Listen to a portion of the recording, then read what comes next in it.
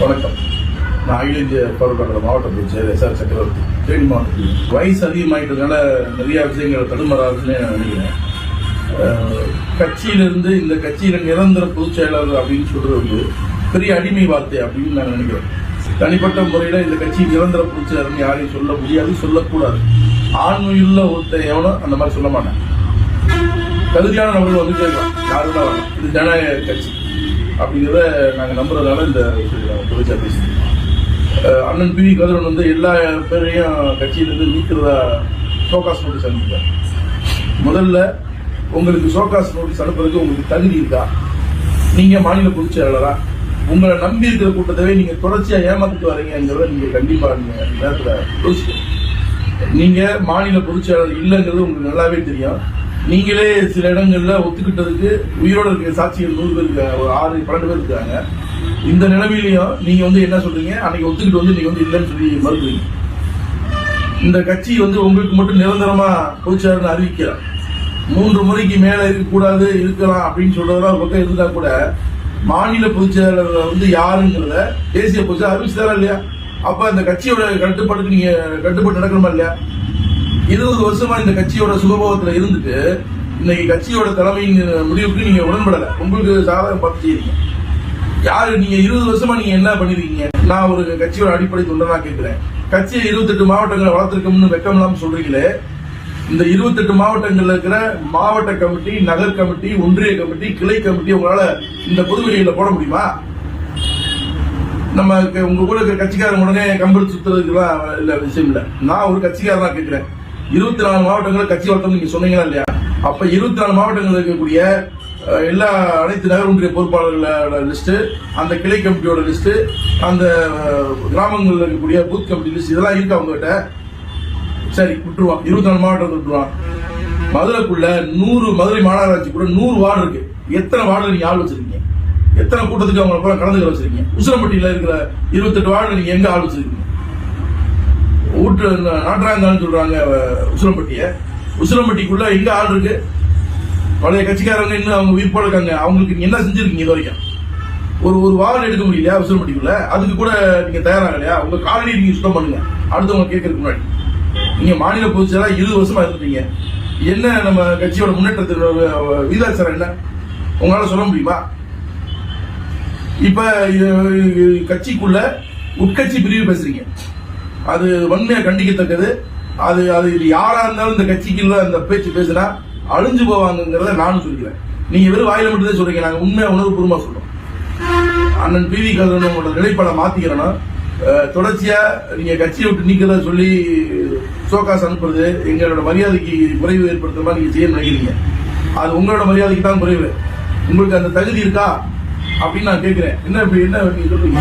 நீங்க மாநில பொதுச் செயலாளர் நீங்க அனுப்பலாம் ஷோகாஸ் நோட்டீஸ் அனுப்புறதுக்கு முன்னாடியே சொல்லிடுறீங்க, இது மாதிரி நாங்க யாரா இருந்தாலும் கட்சி விட்டு தூக்கி எறிவோம், அவங்க எல்லாம் நான் கட்சி விட்டு நீக்குவோம்னு சொல்றீங்க. அப்ப நீங்க முடிவு எடுத்துட்டு ஷோகாஸ் நோட்டீஸ் அனுப்புறீங்க. ஷோகாஸ் நோட்டீஸ் என்ன? விளக்கம் கேட்குது. விளக்கம் கேட்கறதுக்கு முன்னாடி நாங்க நீக்கி தூக்கி எரிஞ்சிடும் சொல்றீங்க. இது என்ன யாரு இப்படி கட்சி? இது மரியாதை குறைவான வார்த்தையை நான் பயன்படுத்த கூடாதுன்னு நினைக்கிறேன். நீங்க கட்சியில சீனியர் லீடருங்கிறத எங்களுக்கு எந்த மாற்றத்திற்கும் இல்லை. இன்னொரு கட்சியில் அவருக்கு வாய்ப்பு வரும்போது ஏன் அதை நீங்க தட்டி பறிக்கிறீங்க? இதுல என்ன உங்களுக்கு அவ்வளவு சுயலாபம் கேட்குது? அடுத்த தலைமுறைக்கான அரசியல் தானே இது. நீங்க 20 வருஷமா நீங்க என்ன பண்ணிருக்கீங்கன்ற கேட்கிற கேள்விக்கு உங்களால பதில் சொல்ல முடியுமா? பொதுவெளியில சொல்ல முடியுமா? இல்ல எப்பயும் போல அவனுக்கு நான் பதில் சொல்ல முடியாதா நீங்க ஈஸியா சொல்லுவீங்க. அப்ப யாருக்கு தான் நீங்க பதில் சொல்லுவீங்க? கட்சியில இருக்கிற நீங்க சொல்ற 24 மாவட்டங்கள் இருக்கக்கூடிய மாவட்ட கமிட்டியை பொதுவெளியில போடுங்க, கட்சியில பாக்கட்டும். கட்சிக்கு பொருளாளர்னு போட்டிருக்கலாம். இது வரைக்கும் கட்சிக்கு அக்கௌண்ட் ஓபன் பண்ணிருக்கா? இது வரைக்கும் மாநாட்டுக்கு வசூல் பண்ணிருக்கீங்களே. இந்த மாநாட்டு வசூல் முடிஞ்சதுக்கு பிறகு நாங்க ஒரு 4 லட்ச ரூபா கொடுத்தோம், எங்க வண்டியை கூட்டு வந்தோம், எல்லா மாவட்டத்துல இருந்து நிதி கொடுத்தாங்க. அதுக்கு கணக்கு சொல்லிருக்கீங்களா? என்னைக்காவது கணக்கு சொல்ல முடியுமா உங்களால? கட்சியில் நேர்மையா உண்மையா இருக்கவங்க இது மாதிரியான கேட்க வேண்டிய கேள்விகள் பல கேள்விகளுக்கு உண்டு. அண்ணன் பி. கதிரவன் வந்து எனக்கு ஷோகாஸ் நோட்டீஸ் அனுப்பிச்சிருக்காரு. ஒரு 8-9 கேள்வி கேட்டிருக்காரு. நீங்க தன்னிச்சையா மத்திய தலைமை மாநில தலைமை செயற்குழு கொடுத்தீங்க அப்படின்னு கேட்டிருக்காரு. உண்மையிலே அவர் இத்தனை வருஷமா அரசியல் இருந்தவர். ஒரு மாவட்ட பொதுச் செயலாளர் வந்து மாநில தலைமை செயற்குழு கூட்ட முடியுமா? அது நான் அதுக்கு அந்த கேள்வி என்கிட்ட கேட்கலாமா? மாநில தலைமை செயற்குழு கூட்டம் கூடுறாங்க, தேனியில கூடுறாங்க, அதுக்கு நான் வந்து வேலை செய்யல. இதுவுமே யாரு மாநில பொதுச் செயலாளர் சந்தேகம் வந்ததுனால தேசிய பொதுச்செயலாளரை கேட்டு இல்ல நீங்க அறிவிச்சாச்சு நீங்க வேலை செய்யுன்னு சொன்ன பிறகு செய்யல. நான் மத்திய குழுவோட அனுமதி இல்லாம நான் செய்யல, மாநில பொதுச்செயலோட அனுமதி இல்லாம செய்யல. நீங்க மாநில பொதுச்செயலர் இல்லங்கிறத நீங்க நம்ப மறுக்கிறீங்க. ஏன் இந்த பதவி உங்களுக்கு மட்டும் கொடுக்கப்பட்டதா? இல்ல 3 வருஷத்துக்கு இல்ல வந்து அறிவிச்சது பிறகுன்னு சொல்றீங்க. ரைட், பரவாயில்ல, அறிவிச்சது பிறகு கூட இருக்கட்டும். ஏன் இன்னொருத்தருக்கு அறிவிச்சா உங்களுக்கு என்ன? அந்த போட்டியில் நீங்க பங்கேற்கலாம், ரைட், சந்தோஷம். ஆனா அது உங்களுக்கு இல்ல, இன்னொருத்தருக்கு சொல்லியாச்சுல. அதுக்கப்புறம் நீங்க என்ன இந்த பதவி சுகம் உங்களுக்கு தேவைப்படுது?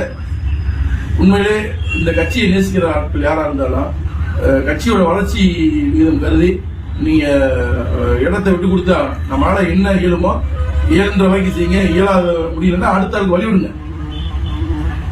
இது மாதிரி பல சுயலாபத்துக்காக கட்சியில் ஆர்ப்பாட்டம் போராட்டம் நடத்துறீங்க, உங்களுக்கு வேண்டியவங்களை வச்சு மட்டும் நடத்துறீங்க அப்படின்னு நீங்க சொல்றீங்க.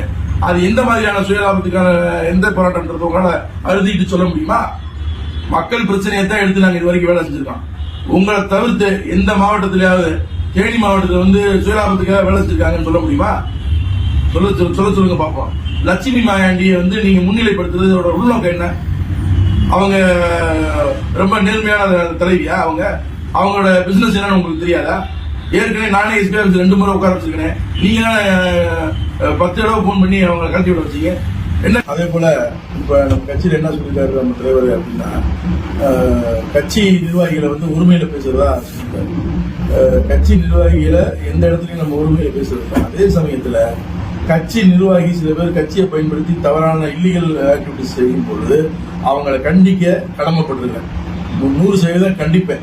இனி யார் சொன்னாலும் இனிமேலும் கண்டிப்பேன். நாங்க எங்கேயும் தன்னிச்சையாக கூட்டம் நடத்தல. மக்கள் பிரச்சனைக்காக தொடர்ச்சியாக போராடி இருக்கோம். கட்சிக்காரனுக்காக போராடி தவிர நம்ம லாபத்துக்காக இந்த வேலையை செய்யல. நீங்க லாபம் எங்க, என் பங்கு இந்த கேட்டா நான் எங்க போய் லாபத்தை கொண்டு வருது? நம்ம கட்சி தான் நடத்துறோம். தன்னிச்சையா செயல்படுறோம்னு சொல்லியிருந்தீங்க ஒரு பாயிண்ட். தன்னிச்சையா செயல்படுறது நாங்களா நீங்களா? ஒவ்வொரு மாவட்டத்திலையும் 2 குரூப்பா உருவாக்கி வச்சிருக்கிறது நாங்களா நீங்களா? உங்களுக்கு தெரியாம 100% உங்களோட சுயலாபத்துக்காக ஒவ்வொரு மாவட்டத்திலும் 2 குரூப் உருவாக்கி வச்சிருக்கீங்க. அதன் விளைவுதான் இன்னைக்கு கட்சி வந்து விருத்தமாகாம குறைவா இருக்கு. அதை நீங்க என்னைக்காவது புரிஞ்சுக்கணும்னா, இந்த 20 ஆண்டு காலத்துல உங்களால கட்சி வீழ்ச்சி அதிகம். பெரிய வளர்ச்சிங்கிறது ரொம்ப குறைவுதான், வீழ்ச்சி அதிகம். இனிமேல் நாங்க அதை பார்த்துக்கிட்டு அமைதியா இருக்க மாட்டோம். கட்சியோட எதிர்காலத்துக்கு கருதி அடுத்த கட்ட முடிவெடுக்க வேண்டிய சூழல் வந்துருச்சு. உங்களால ஓட முடிஞ்ச வரைக்கும் ஓடுங்க, ஓட முடியல வழி கொடுத்து அடுத்த தலைமுறைக்கு வழி கொடுங்க. இதுதான் உங்களுக்கு நல்லது, இந்த கட்சிக்கு நல்லது. அதே போல 19/3/2024 கூட்டம் நடத்தினது சம்பந்தமா ஒரு கேள்வி கேட்டிருக்கீங்க. அந்த கூட்டம் நடத்தினது மாவட்ட பொதுச்செயலாளர் எனக்கு நீங்க தகவல் சொன்னீங்களா? இல்ல சப்போஸ் நான் தவறா இருந்தா மாவட்ட கமிட்டிக்கு தகவல் சொன்னீங்களா? எதுவுமே செய்யாம உங்க வசதிக்கும் வாய்ப்புக்கும் தகுந்த மாதிரி நான் அலுவலகத்தை சொல்லிட்டு நீங்க இங்க கூட்டம் நடத்துறீங்கன்னா அதை எப்படி நான் மாவட்ட பொதுச்செயலாளர் நான் எப்படி அனுமதிக்க முடியும்? அதுல அசிங்கம் வந்துருச்சுன்னு சொல்றீங்க. அப்ப மாவட்ட பொதுச்செயலாளருக்கு தெரியாம நீங்க மாவட்டத்துல கூட்டம் நடத்துறது அது உங்களுக்கு அசிங்கமா தெரியலையா? அது தவறு, கட்சியோட விதிக்கு அப்பாற்பட்டது உங்களுக்கு தெரியாதா? மத்திய தலைவர் வந்து உங்க அனுமதி இல்லாம மாநிலத்துக்குள்ள வந்து வேலை செஞ்சா அதை நீங்க அனுமதிச்சிருக்கீங்களா? இந்த கேள்வியெல்லாம் யாரும் உங்களை கேட்க மாட்டாங்களா? நான் கண்டிப்பா கேட்பேன். அங்க வந்து இந்த கட்சி நிர்வாகிகளா அந்த பொம்பளாத பேர்லாம் உங்களுக்கு தெரியுமா? அவங்க எல்லாம் கட்சி நிர்வாகிகளா? யாரை ஏமாத்துறதுக்காக அந்த மாதிரி கூட்டம் போறீங்க? நீங்களே ஏமாத்திக்கிறீங்களா? இல்ல கட்சிக்காரங்களை ஏமாத்த முயற்சிக்கிறீங்களா? இனி நாங்க அதை ஒருபோதும் அனுமதிக்க மாட்டோம். உங்களோட தனிப்பட்ட சுயலாபத்துக்காக மட்டும் இந்த கட்சியை பயன்படுத்துறத இன்னையோட டாக்டர் பி கதிரவன் நீங்க நிறுத்திக்கிறோம். இன்னைக்கு நான் கேள்வி கேட்டிருக்கேன். இதே மாதிரி உங்க ஊழலுக்கு உங்களை கேள்வி கேட்க காலம் ரொம்ப தூரத்துல இல்ல, ரொம்ப வேகமா இருக்கு. இந்த கட்சியை இனிமேல் யாரும் தவறா பயன்படுத்துறதுக்கு நாங்க அனுமதிக்க மாட்டோம். எதிர் விளைவுகள் என்ன வந்தாலும் எதிர்த்து நிற்போம். ஜெய்ஹிந்த்.